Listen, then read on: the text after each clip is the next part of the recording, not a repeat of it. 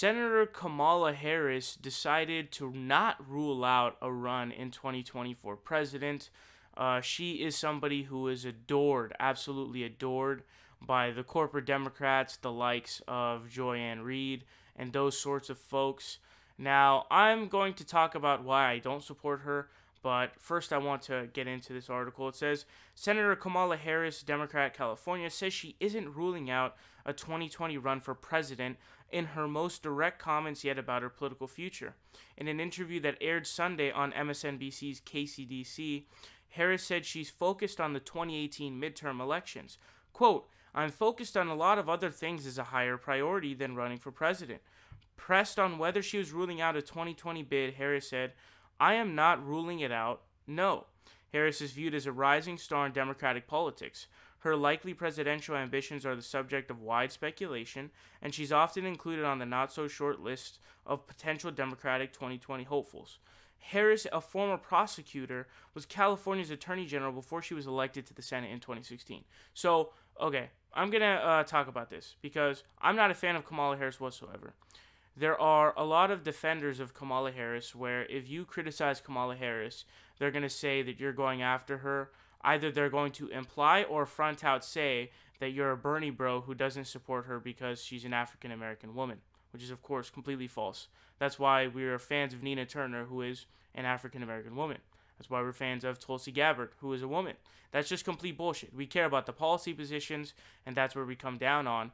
And that's why I think Bernie Sanders should run in 2020, because he will be the most successful. And obviously, I agree with Medicare for all, raising the minimum wage, etc., etc. Different things like that. Getting free college, all kinds of stuff, okay? Kamala Harris, on the other hand,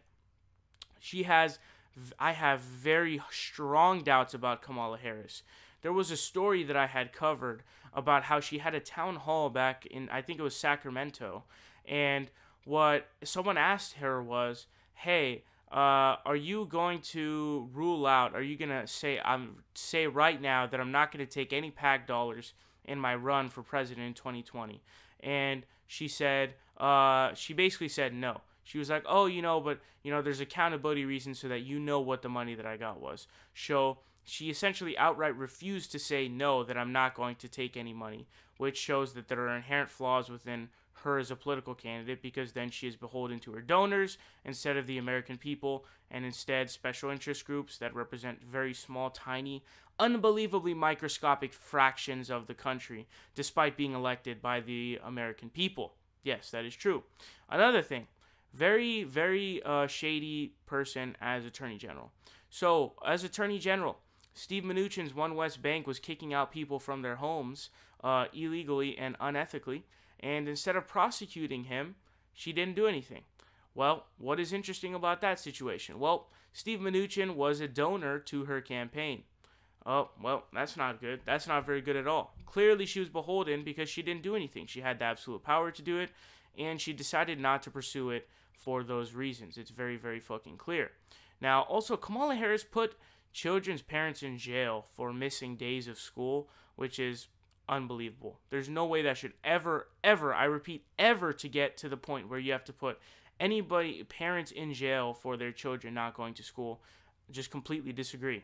I do not like Kamala Harris. You should not like Kamala Harris either, because she is very shady. She's not really a progressive. She's a very corporate Democrat. Now, she'll throw a bone every once in a while, because she did a few things. I think she signed on for the Medicare for All plan that Bernie Sanders had. And so she'll throw a bone every once in a while. But the truth is that she is beholden to her donors.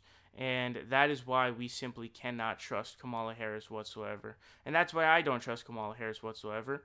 The person that should run is Bernie Sanders, because Bernie Sanders is not inherently flawed. He's not beholden to any donors. He's beholden to the very people that voted for him, which is how a democracy is supposed to function.